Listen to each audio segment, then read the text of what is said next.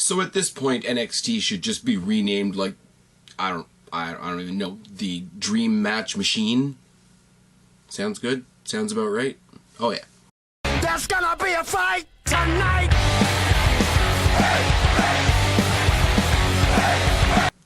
What's going on, everybody? It's your buddy, it's your pal Spaz, Phoenix, the YWC Reality Check, here with your June 15th NXT review. Not a bad show. Really cool, you know, all the fallout from TakeOver the End. They had a moment of silence for the victims of Orlando. If you guys didn't see my Raw review, I had quite a rant on my feelings towards what happened in Orlando over the weekend.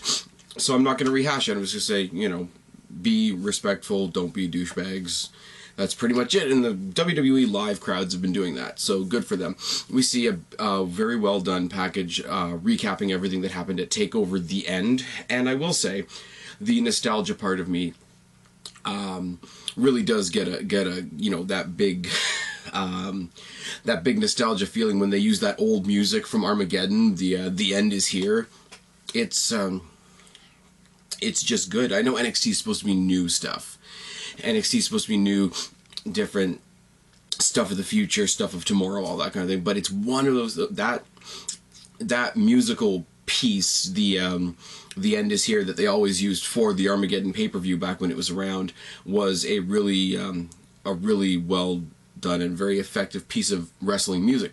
Speaking of wrestling music, I don't know if I mentioned this on the Money in the Bank preview last night, but I can't remember the gentleman's name, unfortunately, but the vocalist that did the Degeneration X theme and one of Triple H's other themes and a couple of other things for WWE passed away, apparently sometime in the past couple of days. So that's really shit. R.I.P. to him.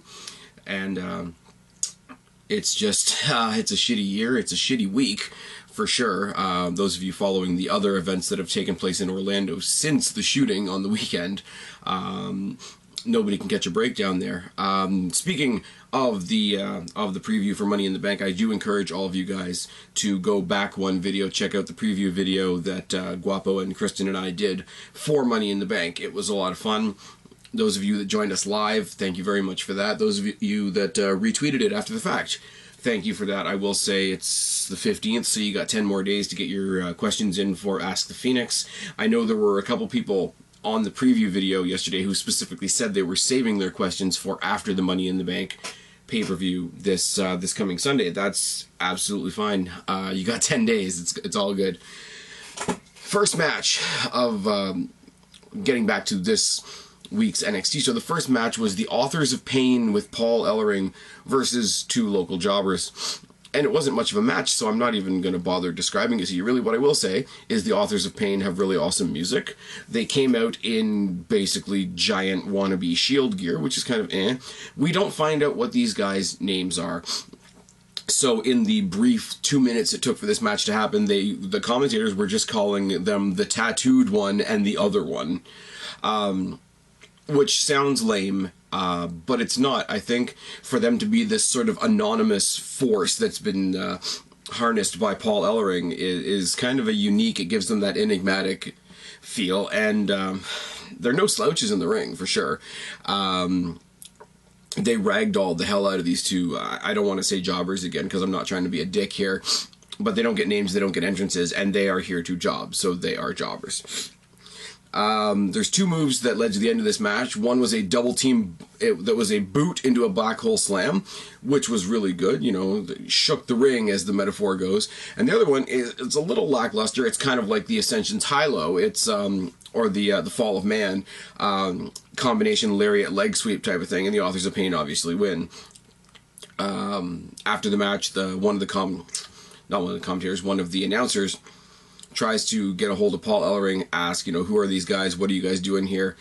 The question, what are you guys doing here, is kind of dumb when somebody debuts. They're going to be champions. If it's a tag team, they're going to be tag team champions. If they're a women's wrestler, they're going to be the women's champ. If they're a men's wrestler, they're going to be a men's champ. Like, I don't know. But Paul Ellering, just cocky as ever, confident as ever, just everything will come in due time. Which is fucking great. Carmella versus Tessa Blanchard was a match.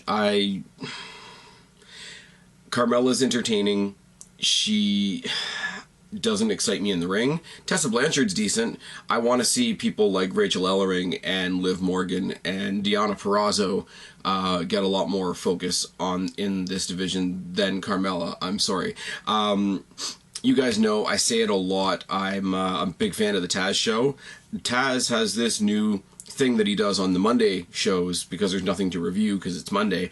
With Deonna Purrazzo, I can never remember the other two girls, Taylor Hendricks and Veda Scott, and they just basically talk about indie wrestling, and it's fucking great. And because I get to see her in that context, I want to see her succeed in NXT as well. So that's a little bit of bias on my part. Anyways, collar and elbow tie and a headlock by Tessa, head scissor by Carmella, headlock by Carmella, a trip and a takedown by Tessa, hard forearms in the corner and abdominal stretch by Tessa, super kick and a bronco buster by Carmella, a mic check and the code of silence, which is that weird inverted leg lace chokehold that Carmella's been using. They've finally given it a name. It's called the Code of Silence. I don't like that name whatsoever, but at least it has a name, so that every time I talk about her in a match, I don't have to say that weird reverse choke thing. Carmella gets the obvious win. The match was short. Tessa Blanchard didn't get a chance to shine at all, really, which kind of sucks. And we move on. We go to another highlight package of the cage match from last week, and some post-match comments from Samoa Joe. Very aggressive. There's nobody in that roster that will sacrifice what they need to sacrifice to take this belt off of me. You know, it's my era. It's my it's the era of Samoa Joe. Very typical, but very good, simple, straight and to the point promo like you get from Samoa Joe, especially in a backstage segment. TM61 take on Blake and Murphy, who split up, but yet they're teaming up this week for reasons. As they're coming to the ring, there's the obvious where's Alexa chance, because Alexa Bliss is, let's face it, the only reason anybody gave a shit about this tag team, and hopefully she's going to go be women's champion soon, so fuck these guys. Blake and Thorne start. Blake works on the arm, drop kicks by Thorne, can't read my writing, my god.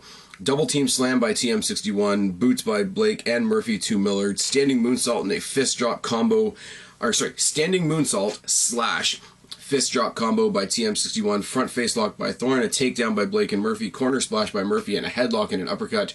Heel miscommunication as Blake and Murphy bicker among each other, which lets TM61 hit the Thunder Valley. Cool to see lots of moves getting names in NXT, because you know me, if there's not a name for it, I just vaguely try to describe what it is, and I fail at that at the best of times. Thunder Valley is their tandem finisher. It's basically a double gorilla press slam into a double power bomb. It's pretty painful looking. I wouldn't want to take it, but that really doesn't say much, does it? Great showing by these guys. TM61 looks like a decently entertaining tag team if I was more invested in them, but they just kind of showed up. So WWE / NXT writers need to give me a reason to be into these guys, because I can tell that they're great in the ring. Does that make sense? Is that a fair thing to say?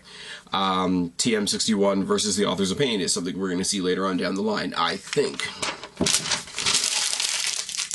We go back to last week. TakeOver, the end. Post-match bragging from the Revival, who I don't give a shit about, so we're not going to waste. What I do care about is footage from the Download Festival, the NXT live events that were taking place during the Download Rock Festival, where Bobby Roode made his debut.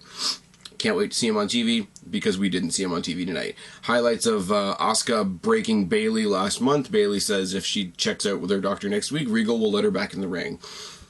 Fantastic. So all those other women, I like Bayley, don't get me wrong. All those other women that I just mentioned that I wanted to see get some shine, you know, the Tessa Blanchards and the Liv Morgans and the Arias and the Deonna Purrazzos. Bayley's coming back next week, and it's gone. Dillinger versus Almas in a rematch from TakeOver the End. Andrade Cien Almas. His gimmick is weird. His gimmick is he comes down to the ring dressed like the Godfather, kind of, and then wrestles in regular wrestling gear, and he smiles, and he's got weird hair. And he's athletic as hell, don't get me wrong. I don't mind him in the ring. Ty Dillinger is really getting the shaft on this again. Ty Dillinger, we said it in our review. Going back to talking about Kristen and Guapo for a second, go over to Kristen's channel, check out my review that I did with them on their channel for NXT TakeOver the End, because that was also a lot of fun, and they deserve way more subs than they have. Almas is another one that I'm going to say, like TM61, I can tell that this guy's going to be great in the ring.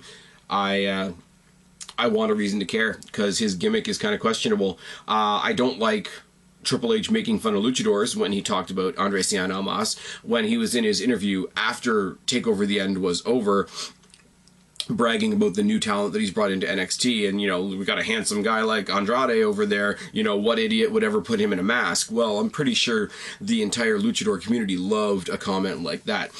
But in the back earlier tonight, we saw Dillinger talking about how one loss won't hurt his standing in NXT. NXT is all about consistency, and I consistently deliver all the time, which is entirely a good point. Dillinger is becoming the Ziggler of NXT. Anybody that they're trying to get over, they put with Dillinger because he'll do a good job. But because he's so good at that, he's not going to get his own spotlight, which really, really sucks.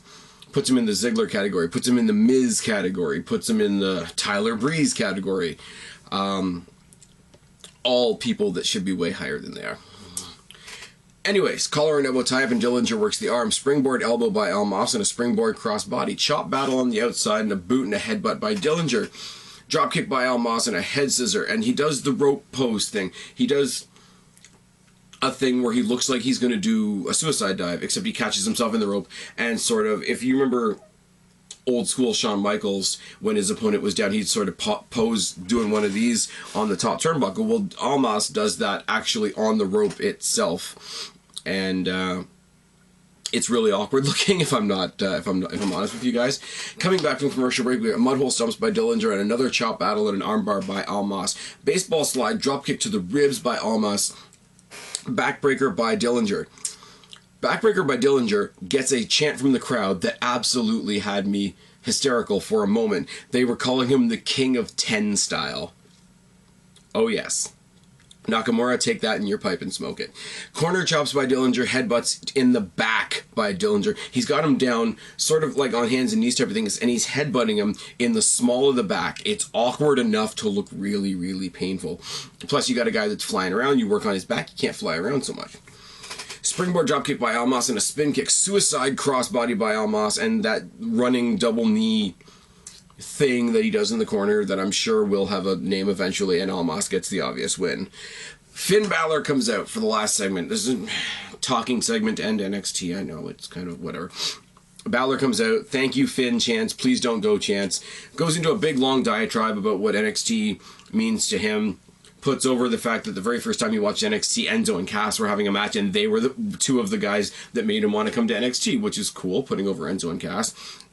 Talks about his time as champion, his matches with people like Neville, people like Owens, people, you know, all the way down the line. I'm not going to go through all that, but he talks about his title run being 292 days, which gets a big "you deserve it" chant from the crowd.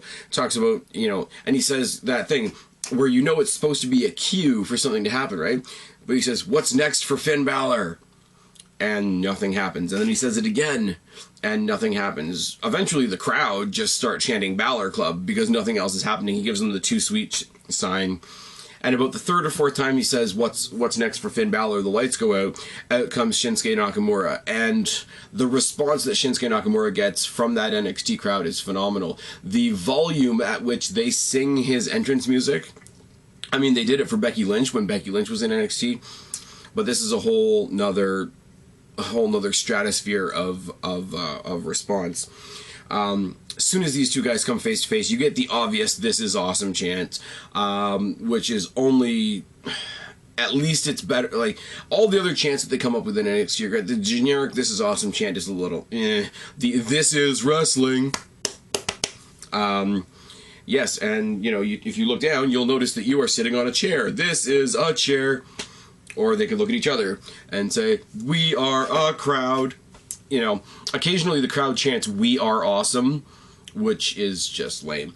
Anyway, Shinsuke Nakamura, never going to say he's the best on the mic, at least when he's speaking English, but he says a couple of really poignant things. He gets straight to the point. He said, you know, Bálor, do you want some? I want some. I watched you from Japan while you became the icon of NXT. If I want to be champion, I have to beat the icon. I have to beat you. Short, sweet, to the point. You got a guy that's not great at English. I'm not saying that that's, you know, should deter him in his career or anything like that. But you got a guy that's not great at English, so you have him cut promos that are short, sweet, and to the point. Finn Bálor grabs the microphone one more time before we go off the air and just says, well, I guess I know what I'm doing next. They have a stare down. They have a very sort of intense looking handshake face to face, which you know was only done so that a couple people could take a couple of pictures. And we end the show. Don't know what...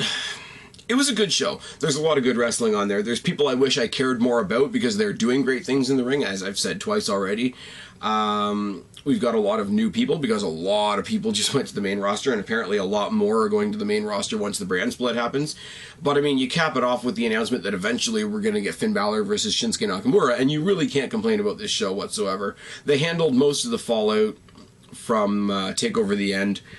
They keep on talking about, you know, all the commentators were saying all night, oh, the next chapter of NXT, the next chapter of NXT, where nothing's really different yet. So you can say that, you know, oh, last week was the end, this is the new chapter, and then get on with the show. But if you're going to hit a point like that over the head, you need to show me something that's different. That's not a criticism. That's just something that bugs me. One thing I will say, one criticism, and people will say I'm nitpicking all to hell, Carmella, energetic as fuck, and she should be, because she's a fun character and all that sort of thing. The amount of juking and jiving and dancing she did after she won the match, a little too much. You want to show that you've been in a match that's taken something out of you, even if you dominated the match. If you're still juking and jiving and ready to hit the club after your match, either it wasn't much of a victory, so why should we be that happy for you, or you're just making your opponent look like shit because they didn't take anything out of you. That is a nitpick. I will admit that. It doesn't take away from the enjoyment of the match. It doesn't make me think anything bad of Carmella, but it's just a little tiny thing. You know, you got these new people that are coming in. You know, after Becky and Charlotte and Sasha went up, we know Bayley's going up soon. I hope Alexa Bliss is going up soon. These next wave of girls are going to be the ones sustaining this division. You got to make some of them look like they've put you through a fight. Again, that is a really, really minor nitpick, and if it's a really, really minor nitpick like that is the only thing I can pick out of the show, pretty damn good show overall. I enjoyed it. I'd love to know what you guys think down in the box below. I've been Spaz, your YWC Reality Check. Subscribe up there, talk down there, start a conversation, keep all these conversations going. Don't be a stranger. I'll talk to each and every last one of you later, but for right now, I'm tagging out. Bye, guys.